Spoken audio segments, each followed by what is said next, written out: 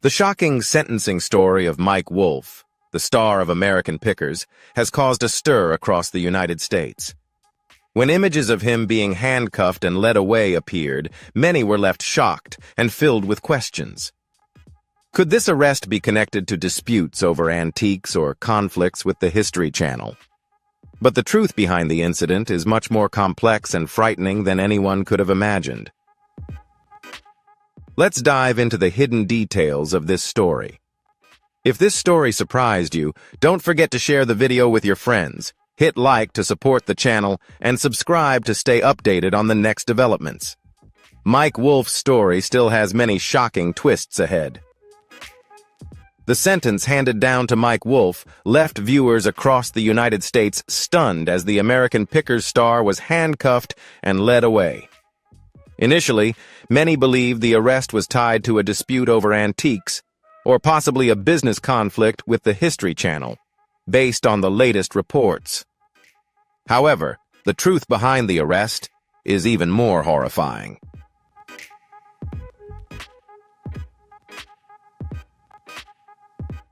Wolfe was arrested in connection with the death of his former co-host, Frank Fritz. Initially, Fritz's death was believed to be from natural causes, but investigators have now reclassified it as a premeditated murder. Medical reports revealed that Fritz had an extremely high level of drugs in his system, indicating he had been overdosed. Prosecutors filed murder charges against Wolfe, arguing that the drugging of Fritz, someone who trusted Wolfe completely, was intentional, not accidental. Some have even labeled the act as a crime, while others, including many fans, believe the tension between the two was merely a stunt to attract more viewers.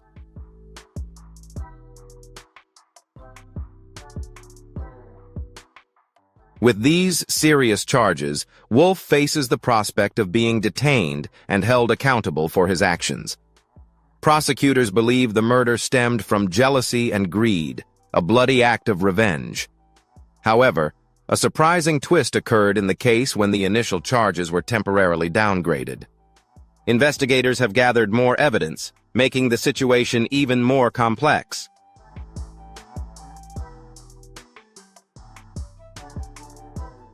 A social media post revealed that Wolfe was initially arrested after a member of the American Pickers crew took him to Fritz's house after his death. The Iowa State Police stepped in and conducted a thorough investigation, uncovering crucial evidence, including Wolfe's fingerprints on a pill bottle and suspicious text messages sent to Fritz. This evidence led to the initial murder charges being filed.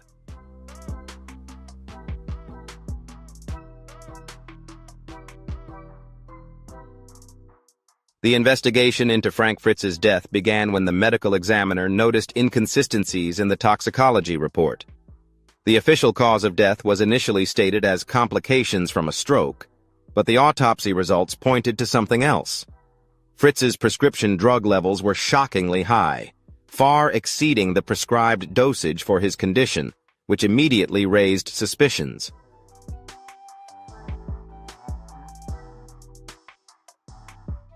Notably, Fritz was believed to have strictly adhered to his medication regimen throughout his recovery, prompting investigators to question who might have interfered with this routine. The Iowa State Police quietly launched an investigation, focusing on those who had been with Fritz in his final hours. Their findings shocked not only the investigators, but also Fritz's longtime friends.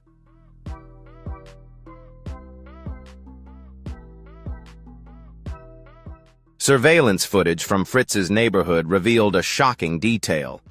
Wolfe's car was seen at Fritz's house late at night, around 3 hours before emergency services were called. It was Wolfe who made the 911 call, stating that he had stopped by to check on his old friend and found Fritz unresponsive upon arrival. Paramedics arrived to find no pulse, and despite efforts to resuscitate him, Fritz was declared dead at the scene.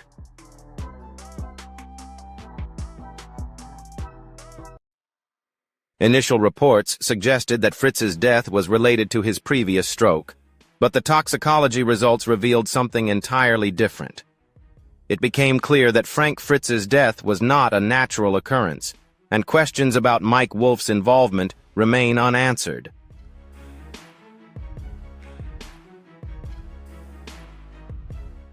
The story took a darker turn as investigators focused on Mike Wolf's actions immediately following Frank Fritz's death. Instead of taking time to mourn, Wolf quickly moved to assert control over Fritz's collection and intellectual property. Within 48 hours of Fritz's passing, Wolf contacted Fritz's lawyer to discuss acquiring the rights to his name and likeness, with the intent to use them for future American Pickers products.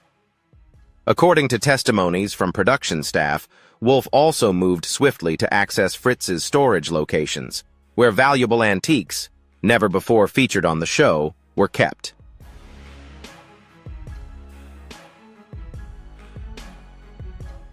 Some crew members reported that Wolf seemed unusually focused on business matters immediately after Fritz's death, showing no outward signs of grief as one might expect. When detectives conducted a search of Wolf's home and office, they discovered a safe containing unlabeled pill bottles. Upon examination, these pills were found to be the same type as those found in Fritz's system. The most shocking discovery, however, was a journal found in Wolf's travel bag, in which he had written extensively about his growing resentment towards Fritz.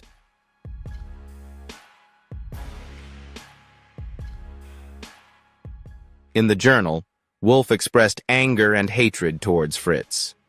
Some entries dated back several years, with the tone becoming increasingly hostile over time. Notably, one entry just weeks before Fritz's death read, "F thinks he can come back and steal half the spotlight again. He forgets that without me, there would be no show. He's become a burden, and the network is showing me there's only one way to save what I've built." These words revealed Wolf's deep animosity towards his former friend and colleague.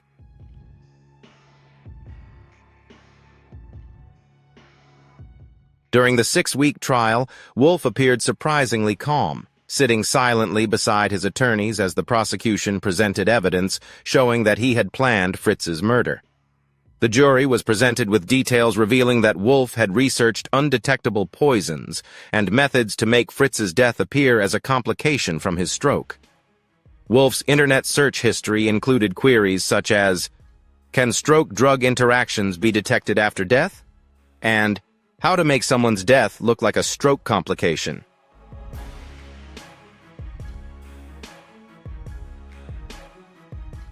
The prosecution argued that Wolf exploited Fritz's previous health issues to commit murder, seeing it as the perfect opportunity to eliminate his partner and take control of the show.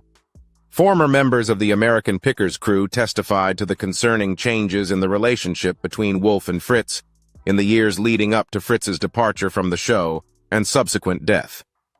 A production assistant testified that she overheard heated arguments between the two about the future direction of the show, with Wolf demanding full creative control. She recalled Wolf telling Fritz that he had lost his right to equal payment after his health problems.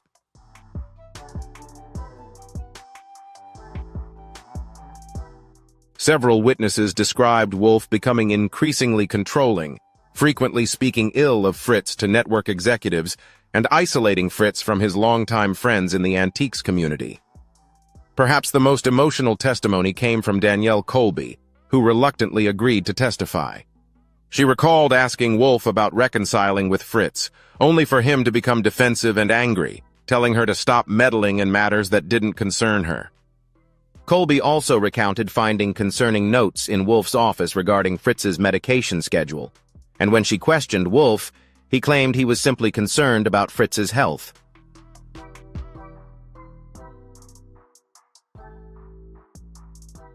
The defense team attempted to portray the situation as a misunderstood friendship, arguing that Wolf had genuinely tried to reconcile with Fritz before his death. They brought in network executives to testify about public statements supporting Fritz's recovery. However, this theory was quickly debunked when Fritz's personal doctor took the stand. The doctor confirmed that while Fritz was concerned about his health, he remained optimistic about his recovery and had even planned to start his own antiques business. The doctor also stated that he had never prescribed such high doses of medication to Fritz during his treatment.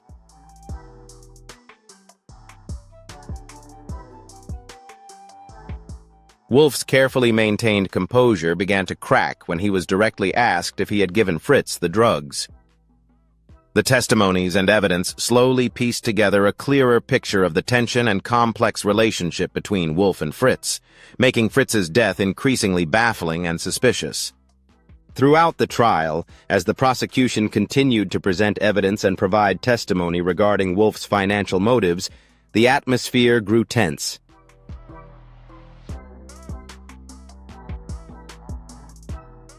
A sudden outburst occurred when Wolf, unable to contain his anger, shouted at the prosecutor, "You don't understand what it's like to build something from nothing and watch someone else take credit, smiling for the cameras while everyone thinks I was just as important to the success of the show."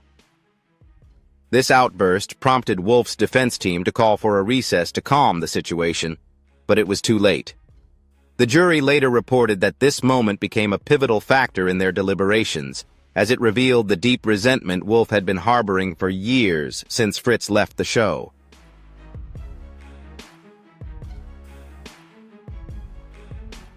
During the trial, forensic accountants testified about suspicious changes in Wolf's business structure in the months leading up to Fritz's death. Wolf had quietly restructured his companies to ensure control over Fritz's intellectual property in the event that he became incapacitated or passed away.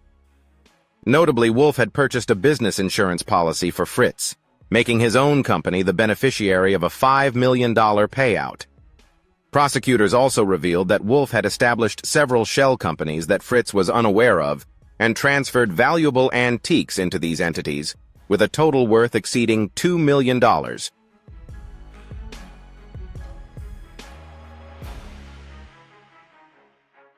After reviewing all the evidence, the jury took only 4 hours to reach a guilty verdict for Wolf. When the judge sentenced him to life in prison without the possibility of parole, things quickly spiraled out of control. Wolf, in full view of the courtroom, suddenly erupted in rage, jumping up and shouting, "You don't understand!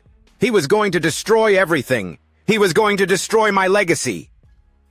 He charged across the defense table, knocking over papers and water cups as the bailiffs rushed toward him. But Wolf didn't stop there. He charged toward Fritz's family, flailing his arms wildly before they were able to restrain him.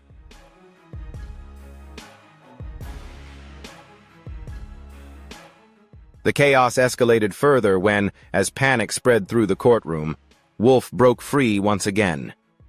This time he grabbed a neck brace, a piece of evidence that had been presented, and wielded it as a weapon, stabbing one of the bailiffs in the shoulder. "I built American forklifts. That was my life's work," Wolf shouted as 3 other officers struggled to restrain him. He fell to the ground but continued to fight fiercely, kicking and screaming about the betrayal he believed he had endured.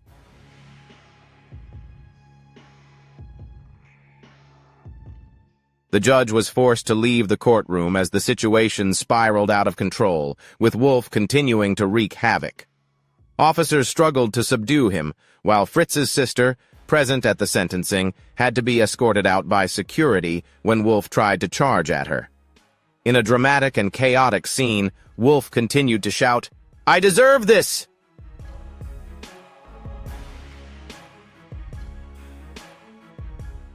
As Wolf was handcuffed and prepared to be led away, he lost his composure. "It was my show!" he shouted in frustration, adding to the already tense atmosphere in the courtroom. But the moment that stunned everyone was when Wolf stared at Danielle Colby, who was sitting in the gallery, and screamed, "Tell them the truth! Tell them what Frank was really like!" Colby turned away, her face clearly showing her distress.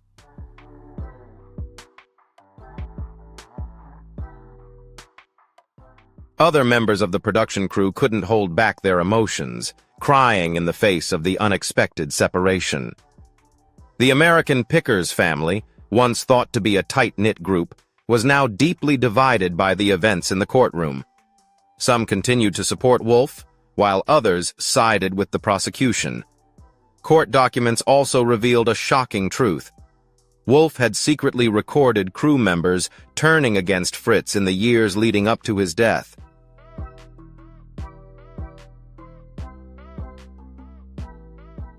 As security struggled to control Wolf's behavior, he continued to lash out, revealing more details that stunned many.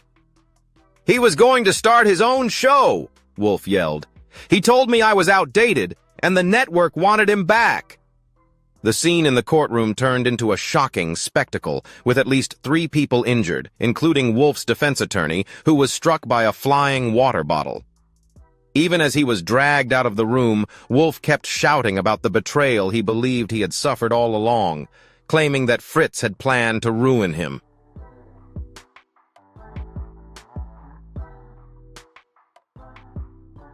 After the courtroom incident, Wolf's former friends and colleagues spoke out about his personality. Former American Pickers producer Thomas Reynolds described instances of Wolf's outbursts behind the scenes when things didn't go his way. "He kept the perfect rustic image in front of the camera, but off-camera he could be terrifying, especially with lower-level staff," Reynolds said. Others described Wolf becoming increasingly paranoid, believing that Fritz was secretly plotting to return to television with a competing show. Legal experts analyzing the case suggested that Wolf may have suffered from narcissistic personality disorder, which could explain the stark contrast between his public persona and private behavior.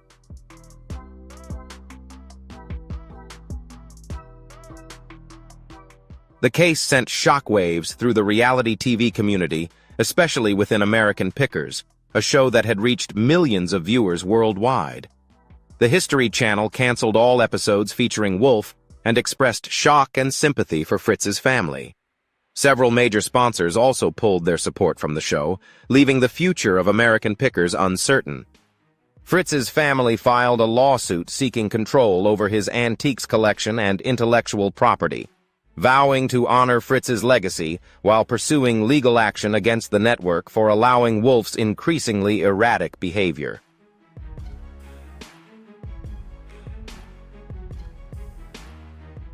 Mental health experts analyzed the case and suggested that Wolf may have developed a more severe form of narcissistic personality disorder after years of public attention. Dr. Robert Keller, a forensic psychologist, explained, "While this doesn't excuse his actions, it helps explain the contrast between his public persona and private behavior. People with narcissistic traits can appear charming and composed, while harboring intense resentment and plotting revenge."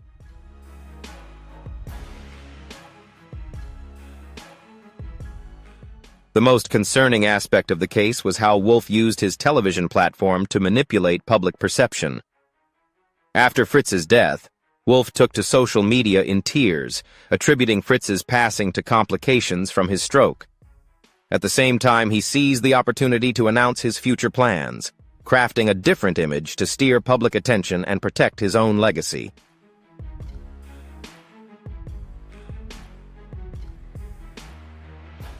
After Wolf was sentenced, prosecutor Sarah Donovan emphasized that this was not just a murder, but a calculated act of deception against millions of viewers. These people had trusted, mourned, and sympathized with Wolf, only to discover that he, the man who killed his former partner, was exploiting their grief to enrich himself. Investigators uncovered that over $1 million had been donated shortly after Fritz's death, with the majority of the funds funneled into accounts that only Wolf could access.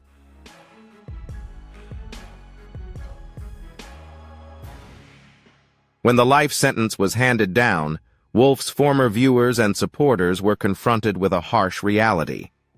The public image of a passionate antique collector completely collapsed, replaced by the grim truth of a man capable of murder and violence. "We feel betrayed not only by Wolf's actions, but by the years of deception we welcomed into our homes every week," shared longtime viewer Robert Jenkins. Those who had trusted in Wolf's down-to-earth charm and passion for preservation now had to face the painful truth. It was all a facade, hiding dark and disturbing behavior.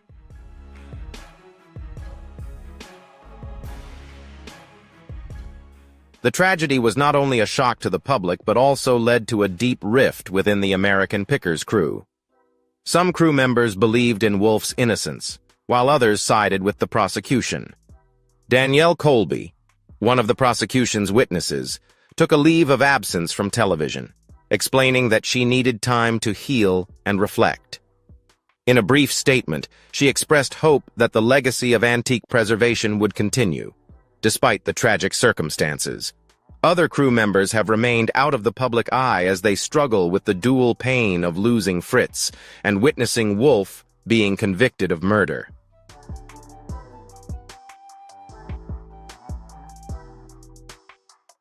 Before Wolf erupted in rage, the judge made what seemed like prophetic remarks. "Now, Mr. Wolf, you present yourself as a champion of history and American preservation while harboring thoughts of vengeance and murder. You've used your platform to preach the value of the past, while planning the death of the man who helped build that foundation today. Justice is served not only for Frank Fritz, but for the millions of viewers who trusted you."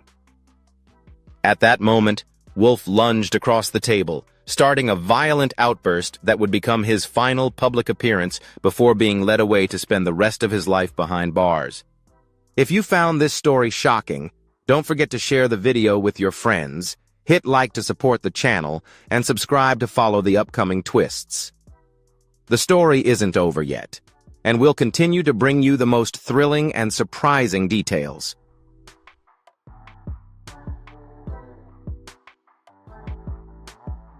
While Wolf's case continues to send shockwaves through the public, another unexpected event has also caused a stir in the reality TV world. Rumors began to circulate that Richard Kevin Harrison, also known as Richard Harrison, famous for the show Pawn Stars, had been sentenced to life in prison. Richard Harrison, a businessman and TV personality known for his blunt approach to work and vast knowledge, suddenly found himself embroiled in serious legal troubles.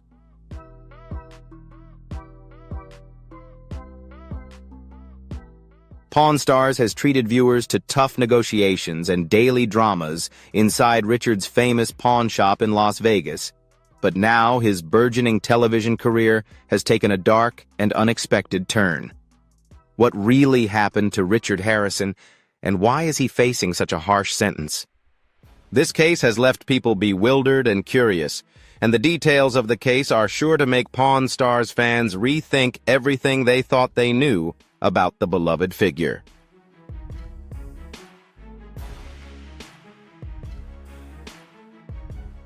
Richard Kevin Harrison was born on March 22, 1965, in Lexington, North Carolina, and at just 2 years old, he moved with his family to San Diego, California, where he spent most of his childhood. From a young age, Richard struggled with epilepsy, which led him to spend much of his time reading, exploring stories, and learning about historical figures. Later events in his life would lead him into the world of television, where he built a significant reputation in the pawn business and reality TV. But now, Richard Harrison's story is facing a terrifying and unexpected twist.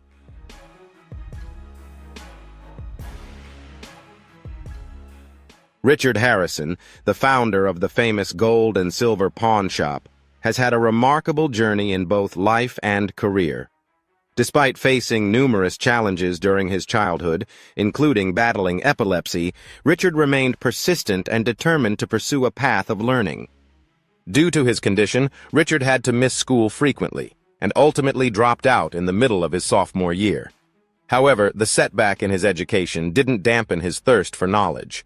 Richard focused on self-education, reading extensively on various subjects, particularly history and business.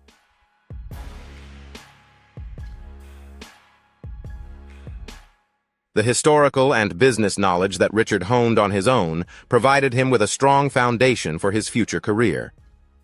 During his teenage years, Richard began working on business ventures with his father. He developed a keen eye for valuing and authenticating valuable items, a skill that would prove invaluable in his later pawnshop career. At the age of 17, Richard married his girlfriend Kim after she became pregnant. The couple went on to have 2 sons, Corey and Adam, but ultimately divorced after 8 years of marriage. In 1981, Richard's family moved to Las Vegas, Nevada, where his father, Richard Benjamin Harrison, known as the Old Man, opened the gold and silver coin shop. This marked the beginning of the famous gold and silver pawn shop.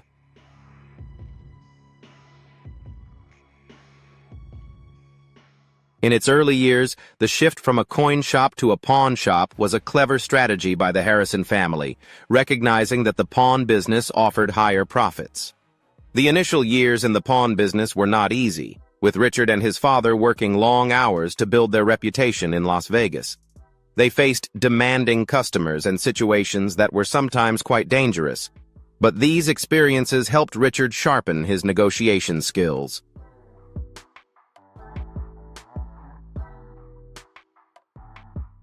By the early 2000s, Richard had gained fame in Las Vegas for his expertise in collectibles and historical artifacts. The Harrison family's pawn shop stood out for selling unique and valuable items, attracting both tourists and locals. Recognizing the entertainment potential of the shop, Rick began to consider bringing the pawn shop to the screen. After several rejections and persistent efforts, Pawn Stars finally aired in 2009.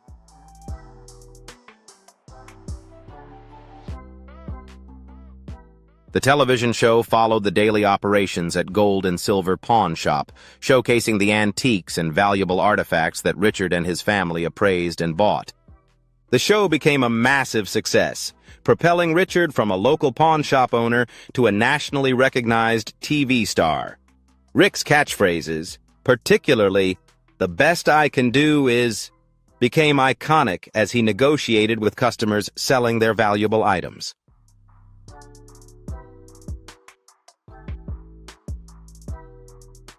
One of the standout features of Pawn Stars was the educational aspect that Richard brought to the show. Each episode wasn't just about the negotiations. It also provided insights into the history and value of the items brought into the shop. Richard frequently shared his extensive knowledge of the artifacts, helping viewers gain a deeper understanding of their historical context. This approach attracted a large audience, making Pawn Stars one of the most successful shows on the History Channel.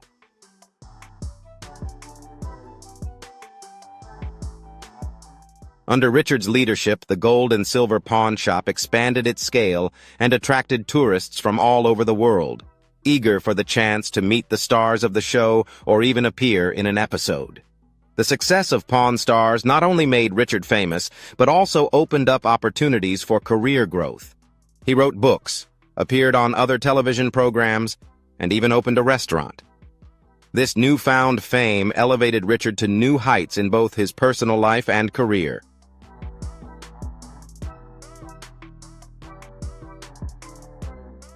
With the success of Pawn Stars, Richard Harrison became one of the most recognizable faces in the reality TV industry.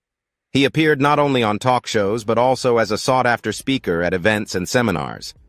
Richard's career extended beyond being a pawn shop owner or a TV personality, branching out into various other fields, showcasing his business acumen and his ability to build a powerful personal brand.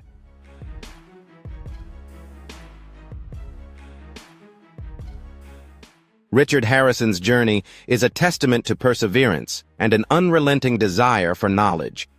Despite facing numerous challenges in life, he remained steadfast in his goals and ultimately achieved remarkable success. Pawn Stars not only made Richard a household name, but also serves as a story of resilience, turning life's struggles into opportunities for success.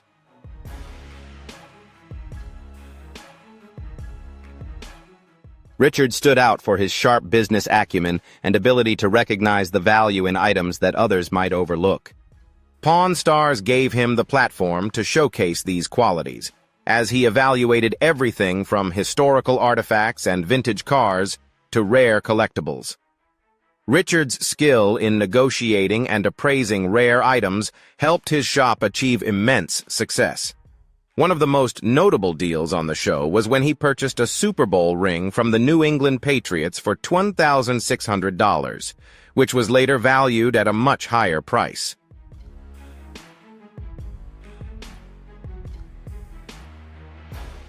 In addition to running the pawn shop, Rick expanded into other business ventures. He opened Rick's Rollin' Smoke BBQ and a bar right next to the pawn shop, showcasing the diversity of his business strategy. Not stopping there, he co-authored the book Licensed to Pawn: Deals, Steals, and My Life at the Gold and Silver, sharing insights into his life and business philosophy. Richard was always on the lookout for new opportunities to grow his brand and continuously expanded his business empire.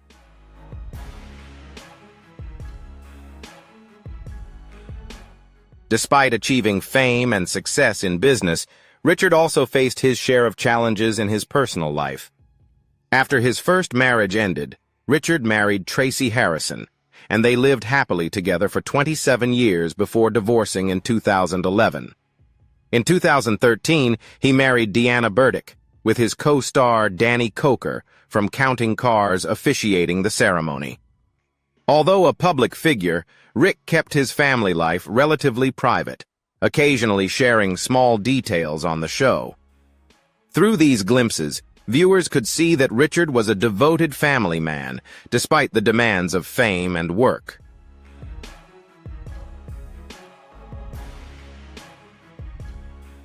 However, not everything went smoothly for Richard. In 2023, he found himself in serious trouble when FBI agents, along with IRS investigators and representatives from the Cultural Heritage Protection Agency, raided his home and store as part of a lengthy investigation. The raid shocked many and was a huge surprise to Rick's fans and close associates. Investigators seized computers, documents, and various items from the shop, while some customers and employees were temporarily detained.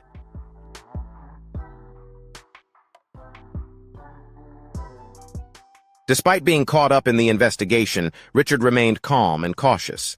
The scene quickly spread on social media as his neighbors recorded the incident with their mobile phones. Such situations are not what any celebrity would hope for, but they highlighted Richard's resilience and composure in a tense moment.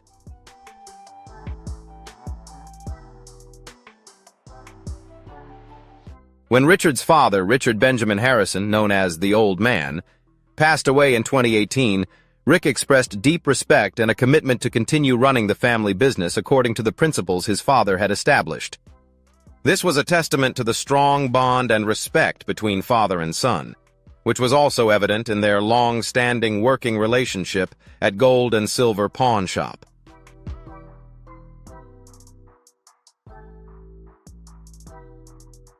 Richard Harrison's career is not just a story of success in business, but also a journey filled with ups and downs, marked by difficult yet meaningful choices. It is the combination of his career, family, and various business ventures that shaped Richard Harrison into a figure respected not only by those in the entertainment industry, but also by entrepreneurs and fans alike.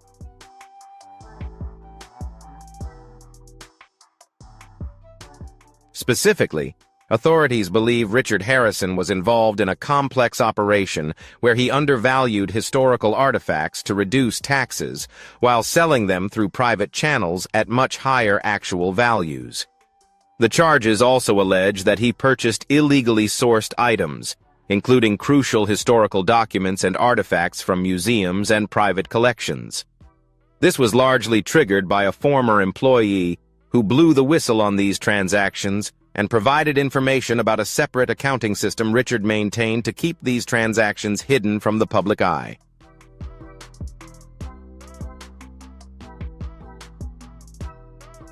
From the outset, Richard's representatives denied any wrongdoing, claiming the investigation was a misunderstanding that would soon be cleared up.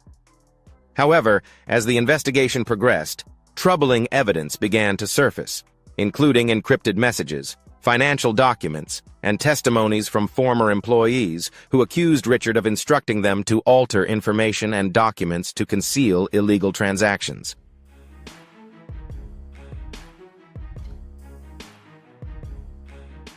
The evidence included messages between Richard and an unidentified supplier, in which Richard discussed how to clean the provenance of a document believed to have been stolen from a university archive. Richard was also accused of structuring transactions to avoid reporting large cash dealings, further fueling suspicions about the legality of his business activities.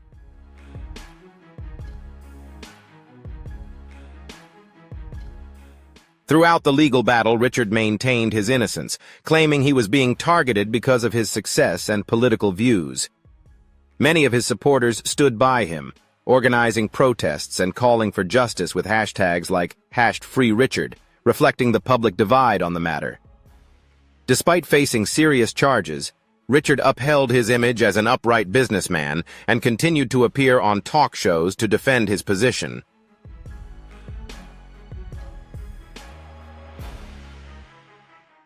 Although the gold and silver pawn shop remained open, its revenue saw a significant decline following the investigation, with many customers staying away due to the legal cloud hanging over the business. The prolonged legal battle created a tense atmosphere not only for Richard, but also for Pawn Stars, as the History Channel suspended production of the show during this time.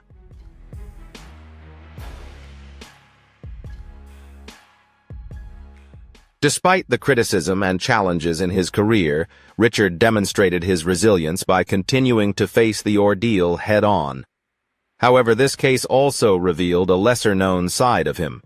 A Richard Harrison, who, while appearing righteous, might have a more calculating and pragmatic side than the public had previously known.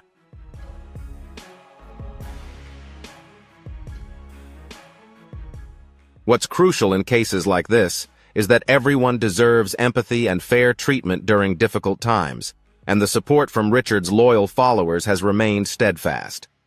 However, the new details and ongoing legal debates will continue to impact Richard's public image and the future of his business.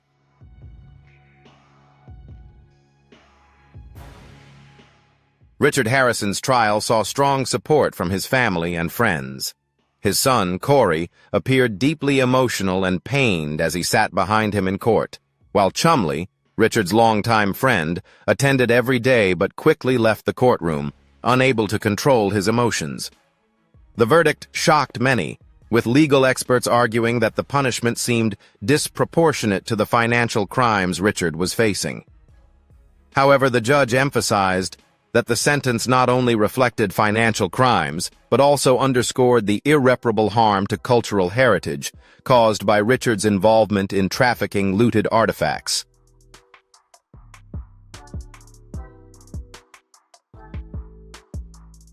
Although Richard had built an image as a protector of history and culture, his actions were seen as contributing to the destruction and exploitation of priceless cultural artifacts for personal gain.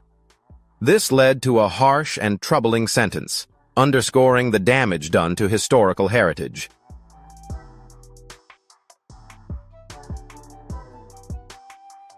Immediately after the sentencing, Richard's legal team filed an appeal, arguing that the sentence was too harsh and unfair for a non-violent crime.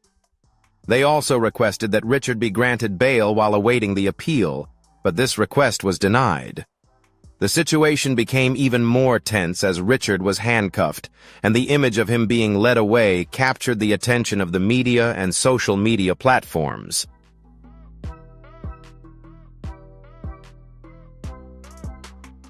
Richard's fan community reacted strongly to the sentence. Some skeptics questioned whether there had been a miscarriage of justice, while experts in the cultural heritage community welcomed the verdict as a deterrent against the trafficking of looted artifacts. The Hearts for Harrison campaign was organized to help Richard secure a retrial, with participants calling for a reconsideration of the sentence, arguing that it was too harsh compared to similar cases.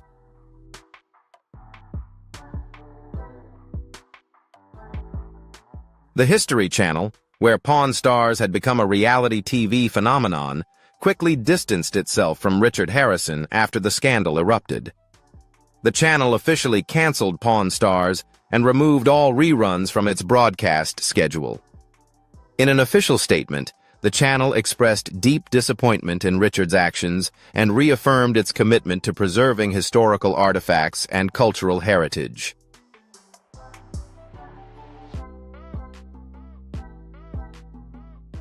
Despite facing serious legal issues, it cannot be denied that Richard Harrison had a profound impact on the reality TV industry and the pawn business.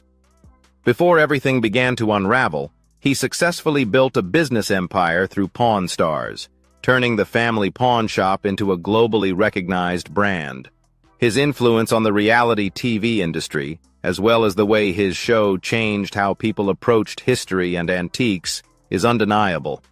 Although his career is now facing significant challenges, Richard's legacy in television culture and business remains deeply impactful.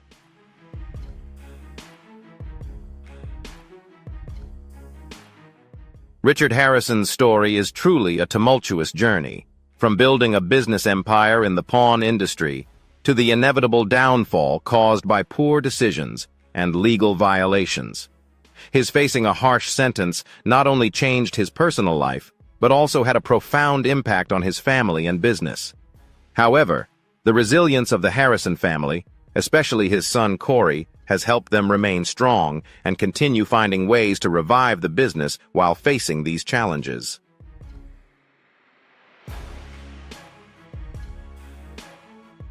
Although the gold and silver pawn shop remains a popular tourist destination in Las Vegas, the number of customers has significantly declined since Richard's conviction. However, Corey Harrison has made efforts to improve and revamp the shop's image. He has emphasized transparency in all transactions and committed to working with museums and educational organizations to promote ethical collecting practices.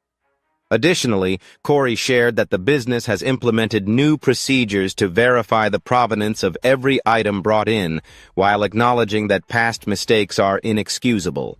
The family is committed to becoming part of the solution to these issues.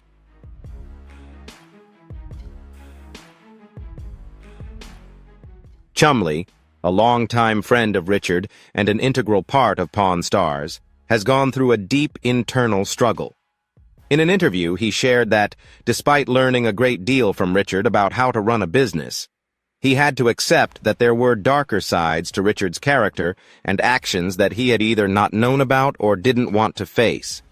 This reflects the complexity of the relationship between Chumley and Richard, as well as how each member of the Harrison family deals with the difficult aspects of their careers and personal lives.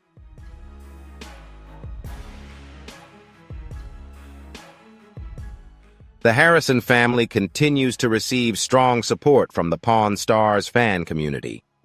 Corey shared that the family is deeply grateful for the encouraging messages they've received from around the world, and these small gestures have truly helped Richard find strength during the toughest times.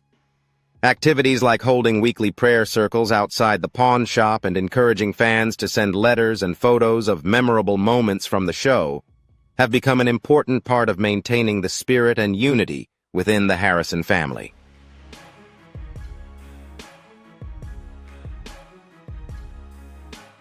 From a successful businessman and beloved reality TV star, Richard Harrison has now become a convicted criminal facing the darkest moments of his life. This transformation is not only a shock to his family, but also serves as a cautionary tale for celebrities and successful individuals in society. Cultural commentators have compared Richard's downfall to tragedies in Shakespeare's works, where a man intelligent and well-versed in history destroys himself through wrongful actions.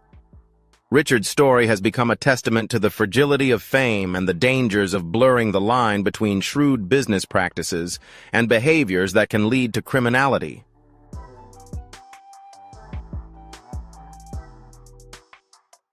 Richard Harrison's story is a lesson about the temptations that come with success and the often blurry line between legal business practices and criminal behavior. While Richard may have been a smart and creative entrepreneur in growing his business, his poor choices in engaging in illegal activities ultimately led to his downfall. This serves as a cautionary tale about the importance of maintaining ethics and principles in both work and life, no matter how successful one may become.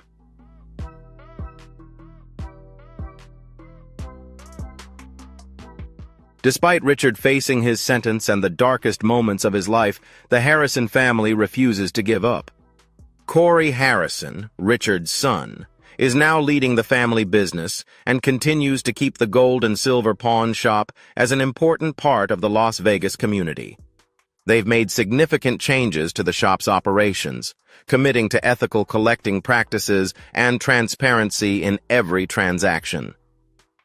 Although the pawn shop no longer draws the crowds it once did, the family's effort to maintain the business and restore their reputation shows that they are not only facing the truth, but also doing everything they can to rebuild their future.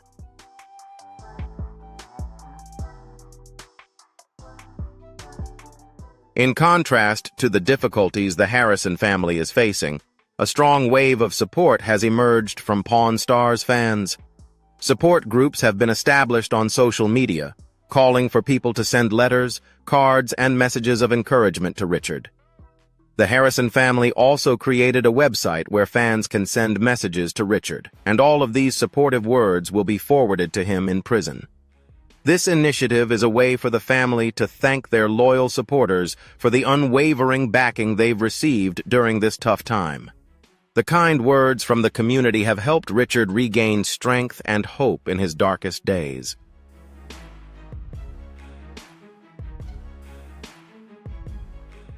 The Harrison family shared that, during these challenges, the support from the fan community has been a huge source of motivation for Richard. Richard has never appreciated the Pawn Stars viewers more than now. Knowing that you are still by his side means so much to him, the family wrote in their statement. The encouraging words, positive thoughts, and prayers not only help Richard stay strong, but also serve as a testament to the power of love and loyalty from his fans.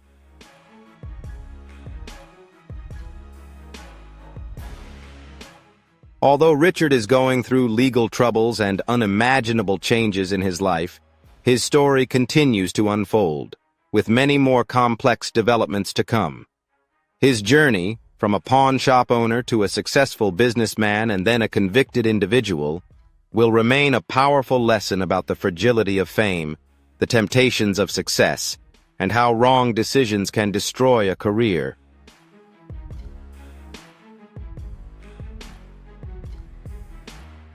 While Richard continues to face life in prison, the Harrison family is struggling to maintain their empire, hoping that one day they will be able to restore their reputation and create a better future for the next generation. The love and support from the fan community will undoubtedly be a crucial motivation for them to get through this difficult time. If Richard's story made you think, don't forget to share this video with your friends, hit like to support the channel, and subscribe so you won't miss the upcoming developments. There's still much to explore.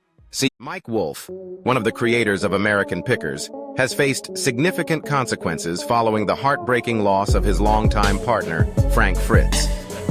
Their relationship wasn't just professional, but a deep friendship that spanned many years. However, after this event, Mike was sentenced and confronted with unexpected challenges. In this video, we will uncover details never before revealed about this incident and explore the repercussions Mike Wolf is currently facing.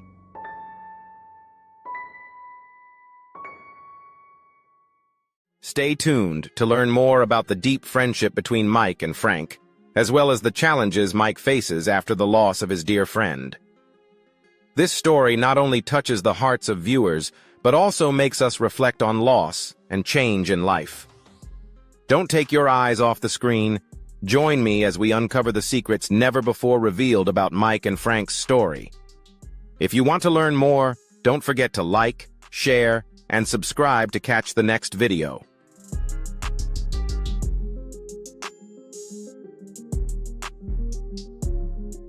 For the past 13 years, Mike Wolf has become a household name on American Pickers, the popular treasure hunting show on the History Channel. Their long journey of searching for valuable antiques brought Wolf and his partner Frank Fritz to the big screen, creating a familiar image for millions of fans. However, everything changed suddenly when Wolf was sentenced to life in prison, a shocking event that left both the television industry and fans stunned. Fritz's death marked the end of a chapter, and it also sparked a chilling investigation into the dark secrets hidden behind the spotlight.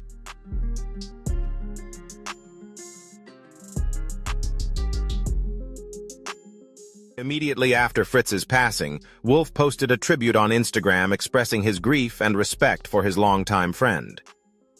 I am heartbroken to hear about Frank's passing. I've known Frank for more than half my life, and what you see on TV is exactly what we had in real life. He was a special person. Rest in peace, my friend, Wolf wrote. However, those heartfelt words became questionable when an investigation uncovered the horrifying truth behind Fritz's death. Initially, Fritz's death was attributed to complications from a stroke. However, upon further investigation, a shocking discovery changed everything. An empty pill bottle was found in Fritz's home, with faint fingerprints of Mike Wolf on it. This raised suspicions among investigators that Fritz's death may not have been natural, but rather a sign of a deliberate murder.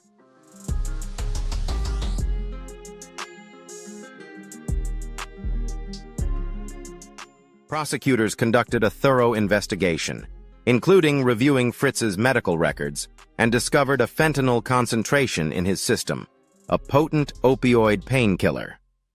This was highly unusual, as fentanyl was not prescribed to Fritz. This raised serious questions about his death. Based on the evidence and testimonies from witnesses, including text messages from Wolf to Fritz, prosecutors concluded that this was not an accidental overdose, but a deliberate murder. As the investigation deepened, details about the lives and relationship between Wolf and Fritz began to emerge. Many believed that a conflict between the two might have led Wolf to murder Fritz. Prosecutors argued that this was a motive-driven killing, fueled by jealousy and ambition, with the goal of increasing viewership for American pickers. Data from Wolf's phone revealed searches for information on hard-to-detect poisons and methods to simulate a stroke-like death, further strengthening suspicions of a carefully planned conspiracy.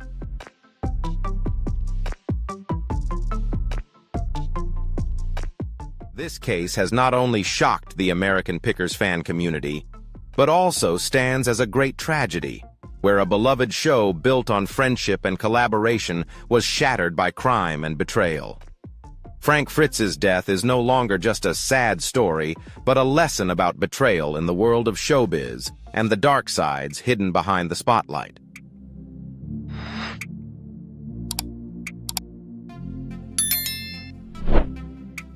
After Frank Fritz's passing, the incident initially seemed like a natural death due to complications from a stroke.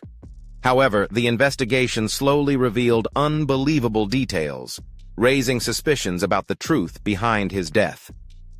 Investigators quickly realized that Mike Wolf, Fritz's longtime partner on American Pickers, could be the primary suspect in the case.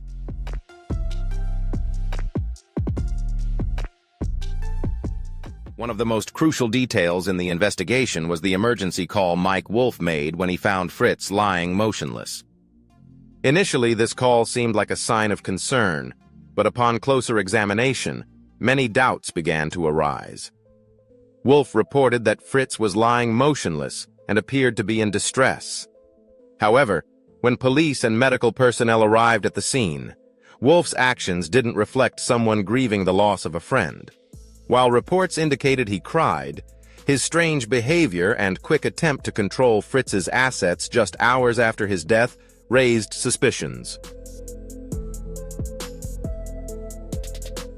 Mike Wolf, who had been closely acquainted with Fritz for years, likely knew all too well about his health history. Fritz had previously suffered a stroke and had heart issues, making the use of fentanyl, a powerful painkiller, a fitting choice to conceal the truth about his death. Fentanyl could make Fritz's death appear as a result of a stroke relapse, rather than a deliberate murder. Details about Fritz's position when found and other discoveries seemed carefully staged to reinforce the theory of a natural death.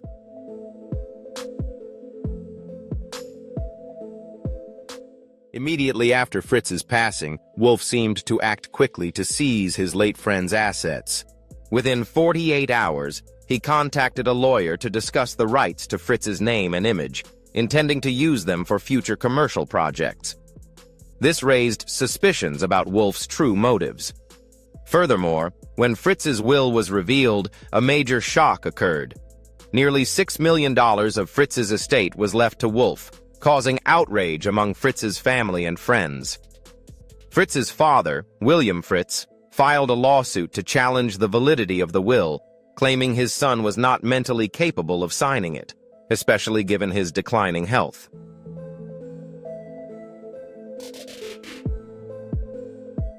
Things became even more complicated when prosecutors discovered that Wolf had repeatedly searched for information on how to use hard-to-detect poisons and methods to simulate death in his internet history.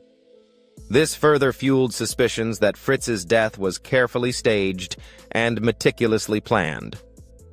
Wolf's quick actions to control Fritz's assets and commercial projects immediately after his passing raised doubts, leading many to believe that, with the help of fentanyl and careful calculation, Wolf had orchestrated the death of his longtime partner.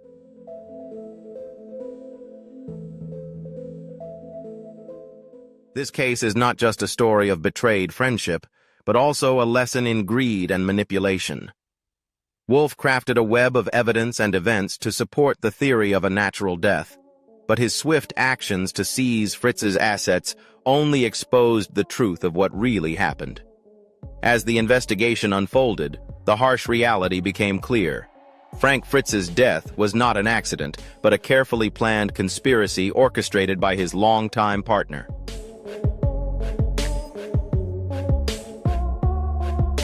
The investigation into Frank Fritz's death uncovered a chilling and haunting picture of ambition, jealousy, and a meticulously orchestrated criminal plan. Although Fritz's death was initially attributed to complications from a stroke, new evidence shattered this false narrative.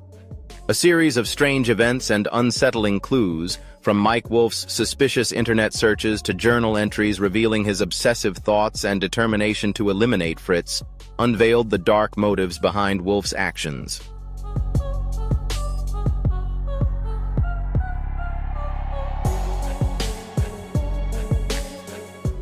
Evidence surfaced as the investigation delved deeper.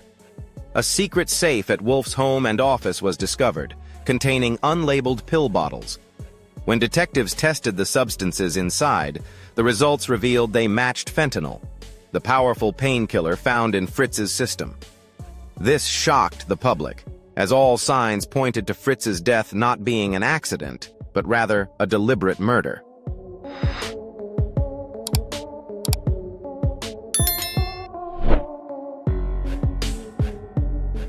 Wolf's personal journal entries provided further suspicious details, revealing a buildup of anger and jealousy toward Fritz. One entry, written just weeks before Fritz's death, contained the chilling line, "Without me, this show wouldn't exist. He's become a burden, and now there's only one way to protect what I've built." These words weren't just the frustration of a colleague. They were a clear sign of a carefully calculated criminal plot. Wolf didn't simply feel annoyed, but saw Fritz as an obstacle that needed to be removed to achieve his personal goals. Immediately after Fritz's death, Wolf's actions raised even more suspicion. Not only did he attempt to control Fritz's assets, but he also initiated legal efforts to seize the intellectual property rights of American pickers. This move not only showed his greed, but also proved that Wolf had a premeditated plan in place all along.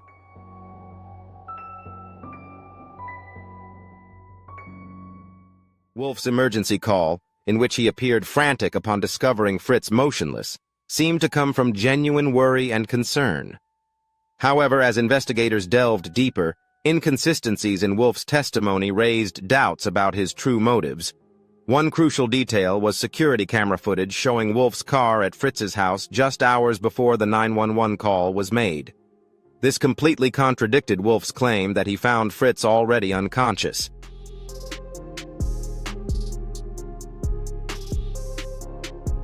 The trial lasted for 6 weeks, capturing attention across the United States. Prosecutors built a solid case based on an undeniable array of evidence. Discoveries about the fentanyl, Wolf's online searches for murder methods, and journal entries revealing his anger toward Fritz painted a clear picture of Wolf's greed and meticulous planning.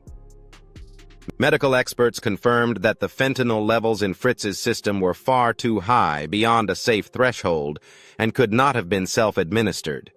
This firmly established that Fritz's death was not an accident, but a premeditated murder.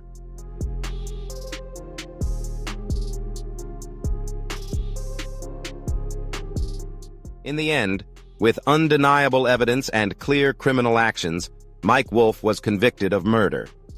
This case not only exposed a dark conspiracy, but also served as a stark reminder of greed and betrayal in what seemed to be a close, long-standing friendship between two former partners.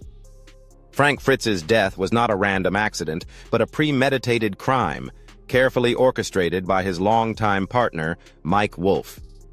Initially believed to be caused by a stroke, new evidence revealed the truth behind Fritz's death.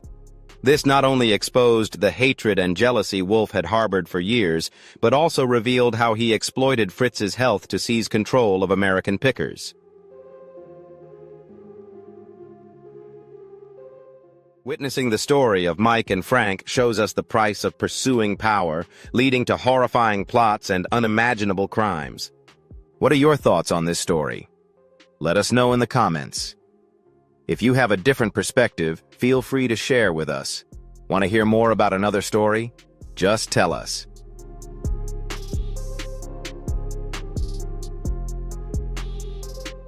One of the key points in the case was the presence of fentanyl in Fritz's system. This drug, not prescribed to Fritz, was used to create a perfect cover for his death. Doctors testified that although Fritz had a history of heart disease and stroke, he remained optimistic about his recovery and had plans to open an antique shop. This showed that Fritz not only survived health issues, but also intended to continue his work, completely contradicting what Wolf wanted others to believe.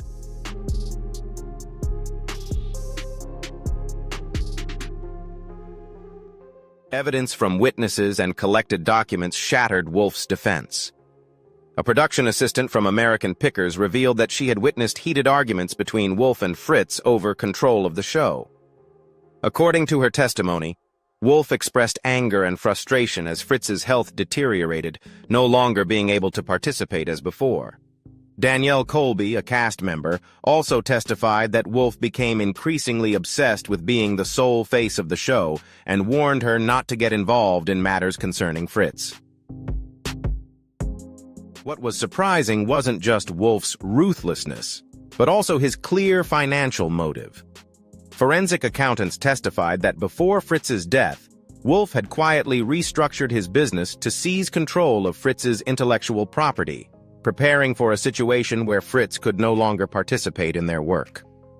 This not only proved that Wolf had a strong motive to eliminate Fritz, but also strengthened the argument that Fritz's death was part of a calculated plan to take ownership of his assets. Throughout the trial, Wolf's attitude and behavior became increasingly suspicious. A key moment in the proceedings came when Wolf erupted in anger while being questioned about his motives. Although he had remained calm for most of the trial, this outburst exposed the resentment and jealousy Wolf had harbored for years, which ultimately shifted the course of the trial. The jury recognized that it was Wolf's own fury that revealed what he had long kept hidden: his hatred for Fritz and his insatiable greed.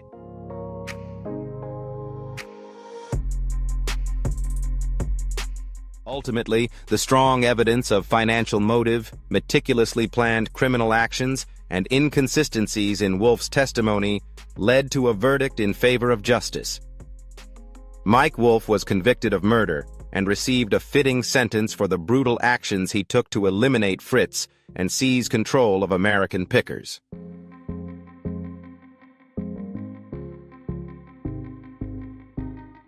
Mike Wolf, the creator and host of American Pickers, had a successful career and was a familiar face on television.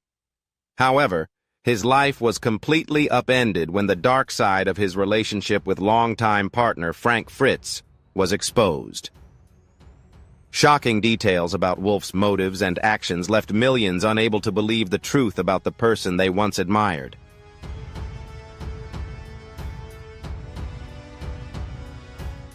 The life sentence without parole for Wolf marked the conclusion of the brutal crime he had committed. The cause of Fritz's death was not a stroke, but a premeditated murder.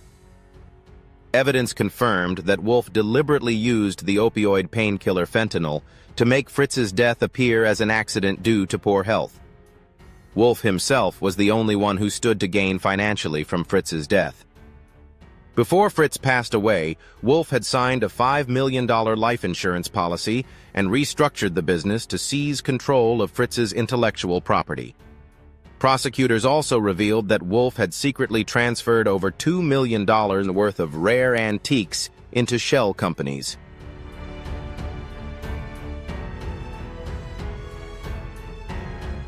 The relationship between Wolf and Fritz, initially built on collaboration and shared passion, gradually became strained as Fritz faced serious health issues. Fritz dealt with heart problems and back issues, which prevented him from continuing to participate in the show as he had before.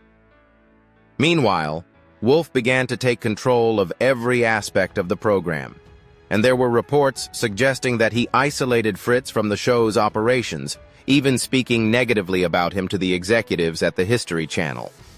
This made Fritz feel excluded and unfairly treated. Witnesses, including Danielle Colby, who co-hosted the show with Wolf, revealed shocking details about the relationship between the two. Colby recalled that Wolf became increasingly obsessed with being the sole face of American Pickers and warned her not to get involved in Fritz's issues. Several other production assistants confirmed that Wolf not only pressured Fritz, but also tried to remove him from the show. Wolf's personal journals also revealed his intense anger and ambition toward Fritz, indicating that this was not a random killing, but a calculated act to eliminate a partner who had become an obstacle.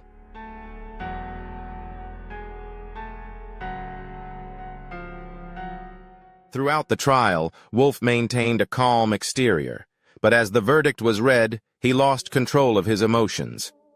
Upon being sentenced, he shouted, swung his walking stick, and attacked one of the officers. The life of one of the most well-known figures in reality TV was completely upended, as his rage and hatred were exposed. Wolf's final words before being taken to prison left a lasting impression, and his remarks not only reflected his despair, but also served as the last act of a master manipulator.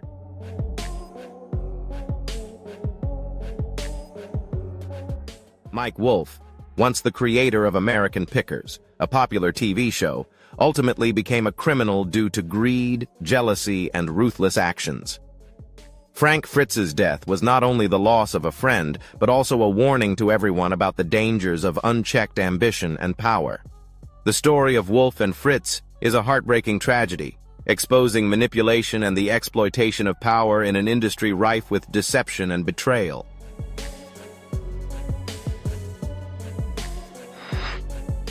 The story of Mike Wolf, Frank Fritz, and American Pickers was not only a criminal case, but also a huge shock to the television community and fans of the show.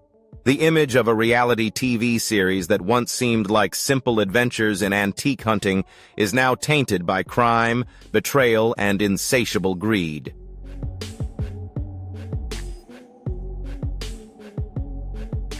Mike Wolf, once the face of American Pickers, is now sentenced to life in prison for the premeditated murder of his longtime partner, Frank Fritz. Fritz's death, initially believed to be from a stroke, was revealed to be the result of a meticulous plan carried out by Wolf. Exploiting Fritz's health condition, Wolf used the opioid poison fentanyl to make Fritz's death appear as a natural occurrence.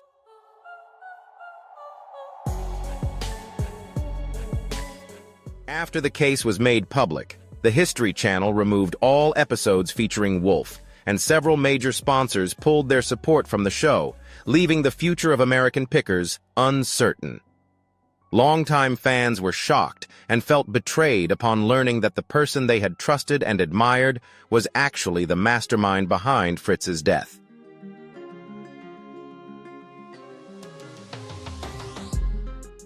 The investigations not only revealed Wolf's financial motive, but also highlighted his manipulative and deceptive actions following Fritz's death. Wolf publicly expressed his regret on social media, but at the same time, he exploited the situation to promote memorial products. This led prosecutor Sarah Donovan to assert that the case was not only a criminal act, but also a deliberate act of deception.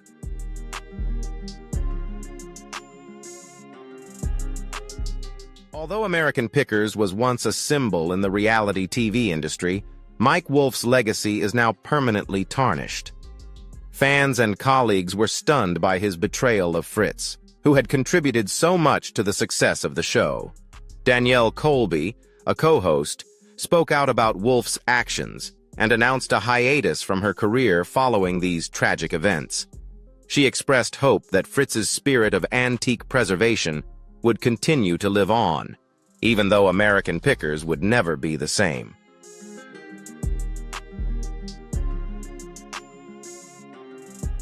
And so the story of Mike Wolf and the passing of Frank Fritz marks the end of an emotional chapter in the history of American Pickers. This story is not just a bittersweet farewell, but also a deep longing for the memories and moments shared between two longtime partners. Despite the hardships and challenges, their friendship and the legacy they built together remain undeniable.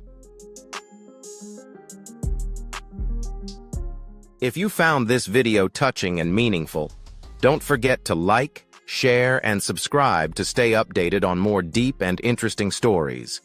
Share your thoughts about Mike and Frank's journey in the comments below. Thank you for watching, and see you in the next video. Mike Wolf, the famous star of American Pickers, faced a tragic end when he was sentenced for the death of his longtime co-host, Frank Fritz. Fritz's death, initially believed to be due to complications from a stroke, uncovered a chilling secret when investigators revealed that it was not a natural accident, but a deliberate act. Mike Wolf, who had once won the hearts of millions of viewers with his image as a passionate and enthusiastic collector, now had to pay the price for the crime he had hidden. Fritz's death was not just the end of a life, but also the fall of a television legend.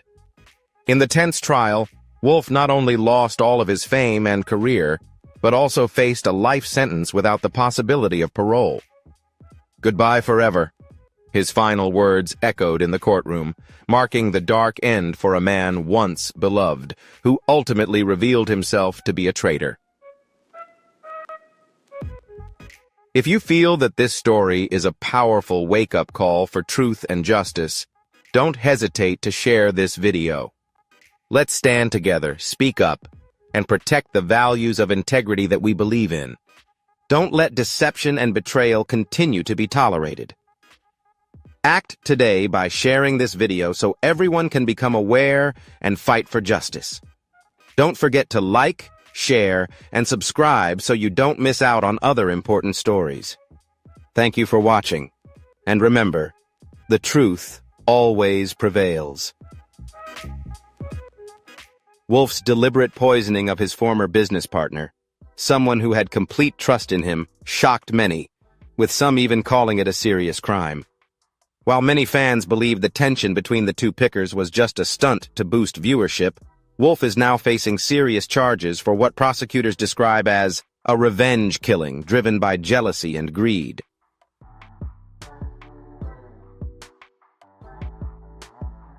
However, social media reports indicate that the initial charges were downgraded as investigators gathered more evidence. One post revealed that Wolf was initially arrested after a crew member from American Pickers led him to Fritz's house when he was already dead. The Iowa State Police conducted a thorough investigation and found incriminating evidence, including Wolf's fingerprints on a pill bottle and suspicious text messages sent to Fritz, prompting them to pursue the first-degree murder charge.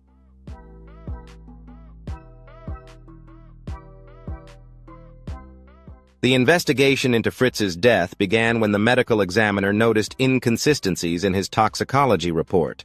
The official cause of death was initially attributed to complications from his previous stroke, but the autopsy results revealed that the prescription drug levels in Fritz's body far exceeded the prescribed amount for his condition. This immediately raised red flags, especially since Fritz had been very careful in following his medication regimen during his recovery.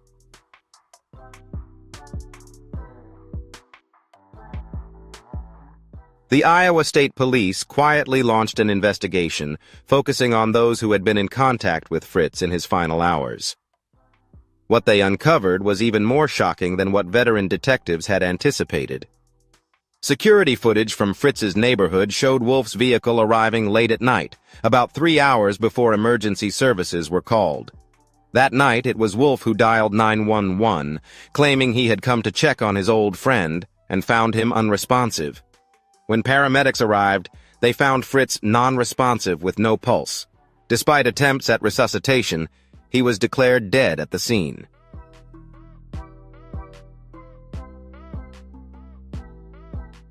Initial reports suggested that the cause of death was related to Fritz's previous stroke, but the toxicology results revealed otherwise.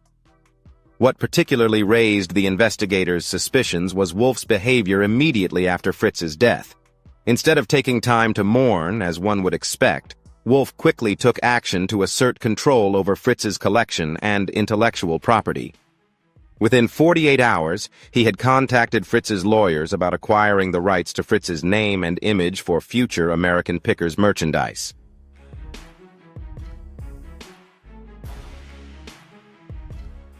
According to the testimony of a production staff member, Wolf immediately took action to access Fritz's storage locations containing valuable antiques that had never appeared on the show.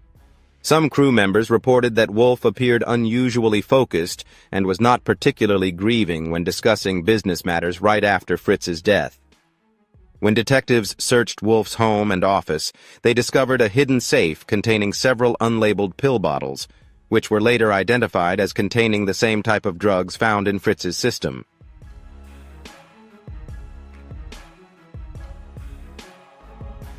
The most condemning discovery was a journal found in Wolf's duffel bag, in which he wrote extensively about his growing resentment toward Fritz. Some entries were from years prior, with increasingly hostile language. In one entry just weeks before Fritz's death, Wolf wrote, "F thinks he can come back and steal half the attention again. He forgets that without me, there would be no show. He has become a burden. The network is showing me there's only one way to save what I've built."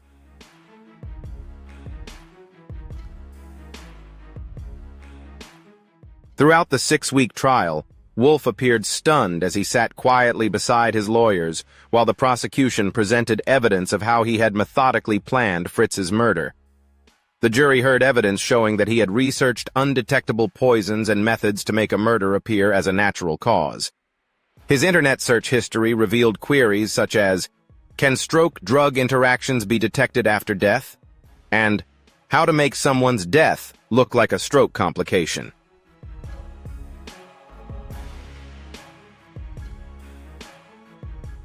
The prosecution argued that Wolf exploited Fritz's previous health issues, using them as the perfect cover for murder. Former American Pickers crew members testified about witnessing troubling changes in the relationship between Wolf and Fritz in the years leading up to Fritz's departure from the show and his subsequent death. A production assistant testified that she overheard heated arguments about the future direction of the show, with Wolf demanding full creative control.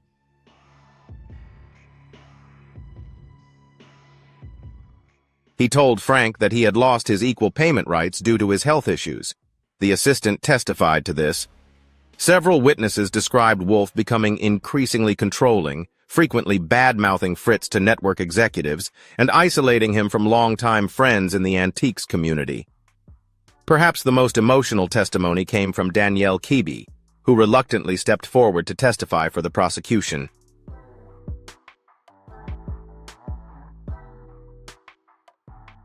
Fighting back tears, she described confronting Wolf about his behavior toward Fritz. "I noticed Mike had become obsessed with being the sole face of American Pickers.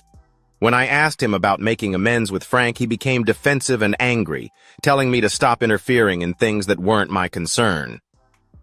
Colby described finding disturbing notes in Wolf's office about Fritz's medication schedule and questioning Wolf, who claimed he was only concerned about Frank's health. The defense attorneys tried to paint a picture of a misunderstood friendship, suggesting that Wolf had genuinely tried to reconcile with Fritz before his death.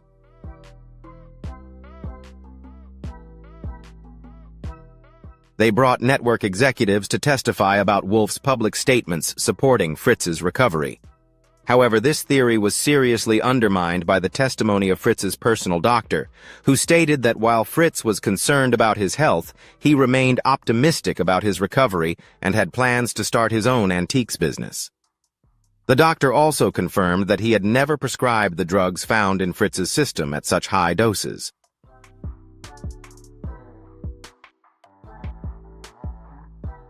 During cross-examination, Wolf's carefully maintained composure began to crack. When asked directly if he had given Fritz the drugs, he snapped at the prosecutor, "You don't know what it's like to build something from nothing and watch someone else take the credit, smiling in front of the cameras while everyone thinks he's just as important to the success of the show." His outburst caused the defense team to request a recess, but the damage had already been done.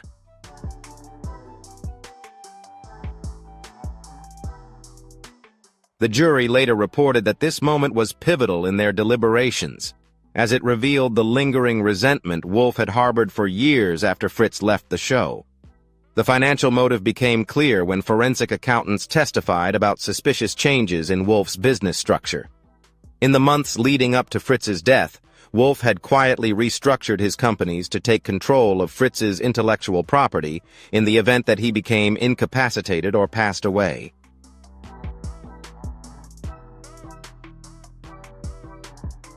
If you believe in the power of truth and justice, join us in spreading this message to as many people as possible. Every action, every share from you helps create a stronger community where deception cannot thrive. Don't forget to like, share, and subscribe to support us in continuing to share important stories. Together, we can create change and protect the values that matter. Thank you for standing with us, and be sure to keep following so you don't miss other meaningful videos.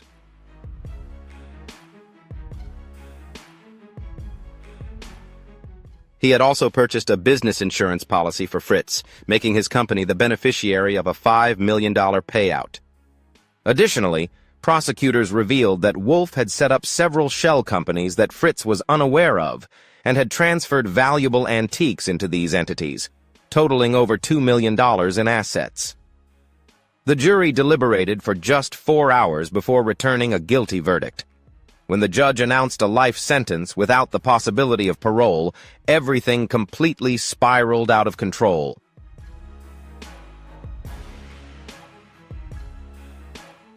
Wolf, who had remained calm throughout the trial, suddenly leapt up and shouted, "Don't you understand?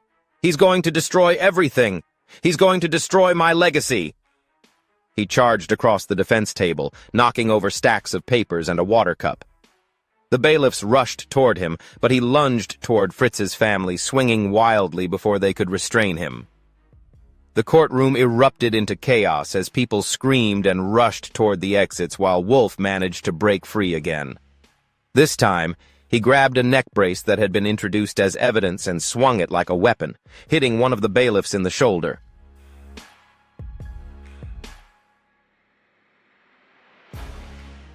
"I built American Pickers. It's my life's work," he screamed as 3 other officers wrestled him to the ground. The judge was evacuated from the courtroom as Wolf continued to resist violently, kicking and shouting about betrayal as officers tried to subdue him. Fritz's sister, who was present at the sentencing, had to be escorted out by security when Wolf attempted to charge toward her. "I deserve this! It's my show!" he yelled, as they finally managed to handcuff him.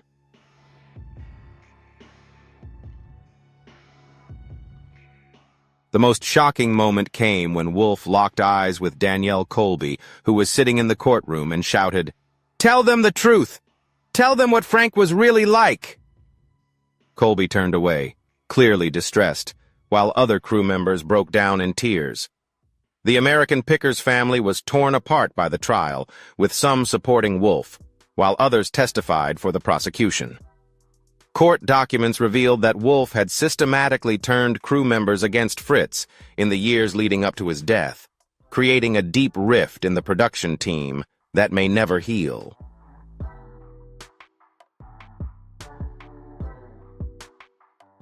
As security personnel struggled to control Wolf, he continued his tirade, revealing even more shocking details. "He was going to start his own show," he shouted. "He told me I was outdated, that the network wanted him back."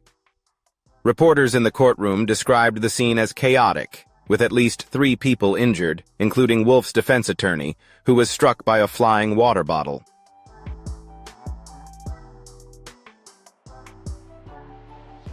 Even as they dragged him out of the courtroom, he continued shouting about betrayal and his legacy, claiming that Fritz had planned to destroy him. Legal experts later commented that his violent outburst destroyed any chance of a successful appeal, as it contradicted his defense team's argument that he was a misunderstood businessman, incapable of using violence.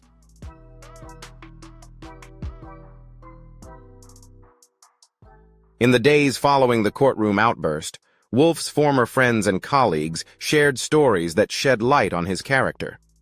Former American Pickers producer Thomas Reynolds described instances where Wolf would erupt in anger behind the scenes when things didn't go his way.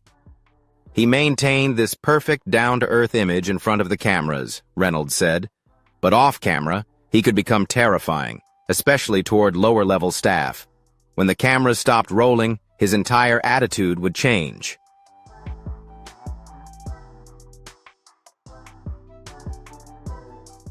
Others have described him as increasingly paranoid in recent years, believing that Fritz was plotting to return to television with a competing show. The case has sent shockwaves through the reality TV community. American Pickers, which has reached millions of viewers worldwide, is now facing an uncertain future. The History Channel has canceled all episodes featuring Wolf and issued a statement expressing shock and sympathy for the Fritz family. Several major sponsors have pulled their support, and the future of the show remains in doubt.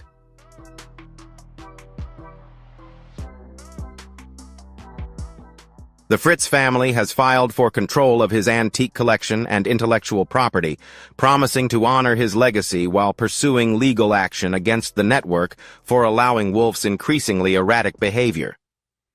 Mental health experts have analyzed the case, suggesting that Wolf may have developed a more severe narcissistic personality disorder due to years of being in the spotlight.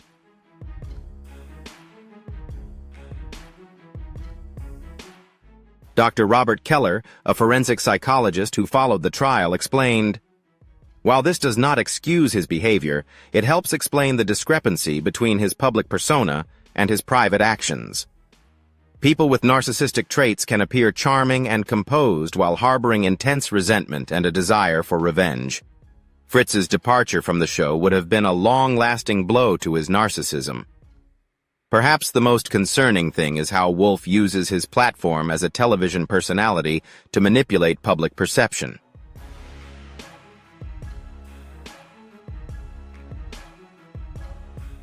In the weeks following Fritz's death, he took to social media, tearfully sharing the news of Fritz's passing due to complications from his stroke, and seized the opportunity to release special merchandise in memory of Fritz. "This is not just a murder," prosecutor Sarah Donovan said in her closing arguments.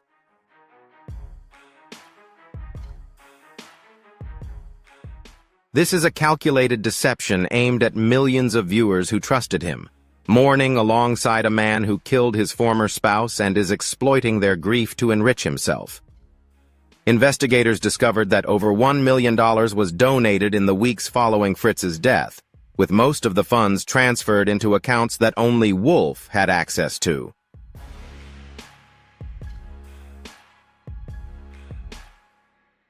When Mike Wolf began his life before the verdict, viewers and former supporters had to reconcile the image of a passionate antique collector with the reality of a man capable of murder and violence in court. Many expressed feelings of betrayal, not just by Wolf's actions but by years of deception. "We invited him into our homes every week," said longtime American Pickers viewer Robert Jenkins. "We trusted his down-to-earth charm and passion for preservation. Finding out it was all a facade is truly devastating." Former television personalities who had appeared alongside Wolf distanced themselves, with statements expressing shock and calling for respect for Fritz's memory.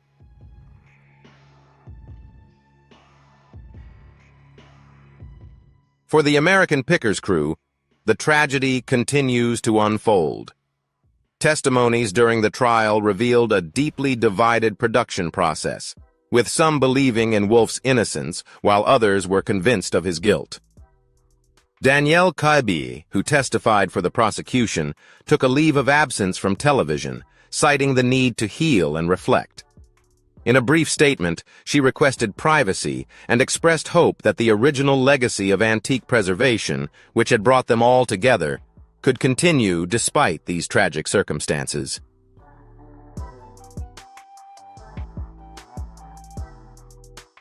Other crew members have largely stayed out of the public eye as they struggle with the dual trauma of losing Fritz and witnessing Wolf being convicted of murder.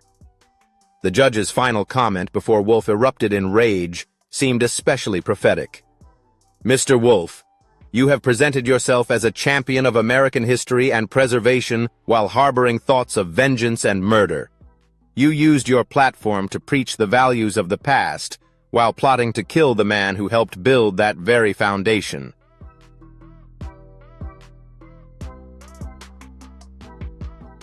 Today, justice is served not only for Frank Fritz, but also for the millions of viewers who trusted you.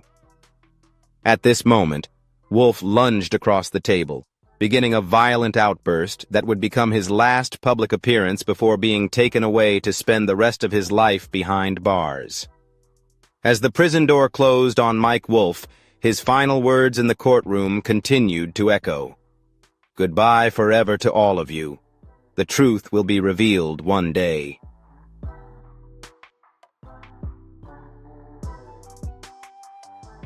As the trial ended and Mike Wolf was convicted for the death of Frank Fritz, a dark chapter in television history closed. Fritz's death was not just the loss of a person, but a wake-up call for all of us about the true nature of those we once trusted. This story is not just about betrayal, but also a reminder that justice will ultimately prevail, no matter how difficult the journey.